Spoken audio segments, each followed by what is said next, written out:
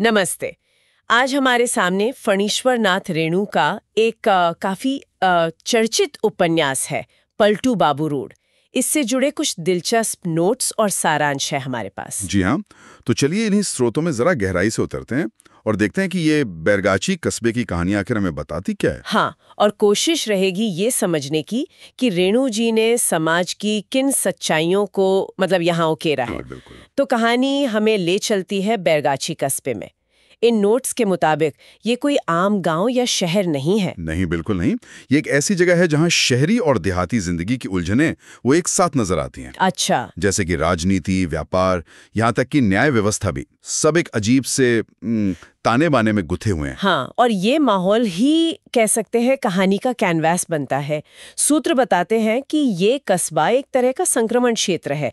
पुराने मूल्य टूट रहे हैं और नए, अक्सर भ्रष्ट तरीके अपनी जगह बना रहे हैं। तो वहीं पर सत्ता का खेल, सामाजिक गठजोड़ और वो नैतिक गिरावट, ये सब देखने को मिलता है। जी बिल्कुल, ये सब कुछ वही है। और इस सारे खेल के कह सकते हैं केंद्र में है उपन्यास के शीर्षक पात्र पलटू बाबू। हाँ, पलटू बाबू। जैसा कि इन दस्तावेजों में लिखा है, वो एक उम्रदराज लेकिन बेहद चतुर, धूर्त और यहाँ तक कि कामुक किस्म के व्यक्ति हैं। सही।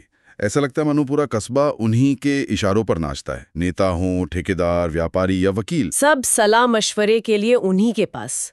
ये किरदार तो बड़ा दमदार लग रहा है। बिल्कुल। और यहाँ सबसे दिलचस्प बात ये उभरती है कि पलटू बाबू सिर्फ एक व्यक्ति नहीं है। अच्छा।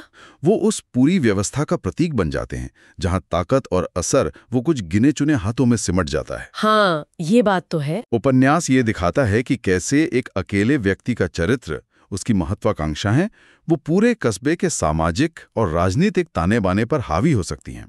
ये सिर्फ कहानी नहीं, एक तरह से सत्ता के मनोविज्ञान का अध्ययन भी लगता है। ये तो वाकई गहरा विश्लेषण है। और स्रोत ये भी इशारा करते हैं कि उपन्यास सिर्फ राजनीतिक दांवपेच तक ही सीमित नहीं है ना? नहीं, बिल्कुल नहीं। इसमें उच्च वर्ग के आपसी झगड़े, उनका नैतिक खोखलापन, हाँ, और वो राजनीति, परिवार और पैसे के बीच के रिश्ते, यहाँ तक कि यौन शोषण जैसे गंभीर मुद्दे भी उठाए गए हैं। जी हाँ, बेबाकी से उठाए गए हैं। और यही गठजोड़ उस समाज की असलियत दिखाते हैं। सूत्र बताते हैं कि कैसे व्यक्तिगत स्वार्थ और पारिवारिक संबंध मिलकर पूरे सिस्टम को नियंत्रित करते हैं। एक बंद दुनिया जैसी, जहां बाहरी लोगों या शायद नैतिक मूल्यों के लिए ज्यादा जगह नहीं है। हाँ, कह सकते हैं, कुछ ऐसा ही। लेकिन कहानी में कुछ आदर्शवादी किरदार भी तो हैं। नोट्स में उनका जिक्र है। उनका क्या होता है इस माहौल में? उनका हश्र अक्सर बड़ा त्रासद या कहें तो हास्यास्पद सा हो जाता है। अच्छा। ये पात्र जब यथार्थ की वो जो कठोर जमीन है उससे टकराते हैं तो उनकी स्थिति बड़ी दयनीय सी हो जाती है। ये शायद रेणु जी का तरीका है ये दिखाने का कि उस भ्रष्ट व्यवस्था में आदर्शों के लिए टिक पाना कितना मुश्किल था। या शायद उस व्यवस्था पर ही एक तीखा व्यंग्य है। हाँ, ये भी हो सकता है, एक व्यंग्य ही है। और इस पूरी तस्वीर में वो आम आदमी कहाँ है? वो गरीब तबका जिनकी शायद कोई पहुंच नहीं होती। यही एक थोड़ी चौंकाने वाली बात सामने आती है। स्रोत बताते हैं कि निम्न वर्ग यानी गरीब और आम जनता इस कहानी में लगभग अदृश्य से हैं।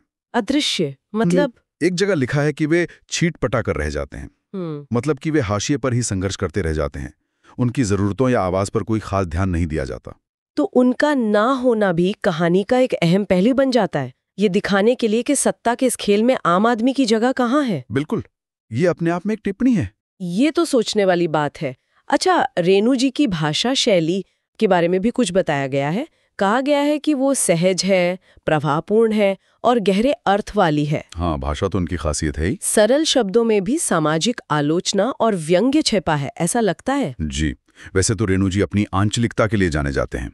किसी खास इलाके की भाषा, संस्कृति, माहौल को कहानी में उतारने की कला। हाँ, वो तो है। लेकिन इन नोट से ऐसा लगता है कि पलटू बाबू रोड में उनका अंदाज शायद थोड़ा अलग है। यहाँ आंचलिकता से ज्यादा जोर उस खास वर्ग के चित्रण और उनके मनोविज्ञान पर है। अच्छा। हाँ, भाषा सीधी सरल होते हुए भी राजनीतिक व्यंग और किरदारों की जो अंदरूनी उठापटक है उसे बड़ी खूबी से सामने लाती है। पाठकों को ये पहलू काफी प्रभावशाली लगे हैं, ऐसा जिक्र मिलता है। तो कुल मिलाकर इन स्रोतों से हमने समझा कि पलटू बाबू रोड सिर्फ बैरगाछी कस्बे की कहानी नहीं है। ये एक छोटे से कस्बे के बहाने सत्ता के केंद्र, ऊंचे तबके के नैतिक पतन, हाँ, और आदर्शों की हार पर चले जाने का एक शक्तिशाली चित्रण है।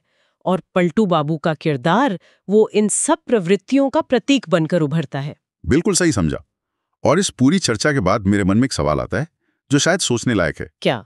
देखिए, उपन्यास में दशकों पहले छोटे शहर की सत्ता संरचना, नैतिक दुविधाएं और सामाजिक समीकरण दिखाए गए हैं। क्या वो चीजें आज भी उतनी ही प्रासंगिक हैं? अगर हम आज के दौर में वैसे कस्बों को देखें तो क्या हमें वैसी ही समानताएं मिलेंगी या फिर कुछ बुनियादी फर्क नजर आएंगे? ये एक ऐसा सवाल है जिस पर शायद विचार किया जा सकता है।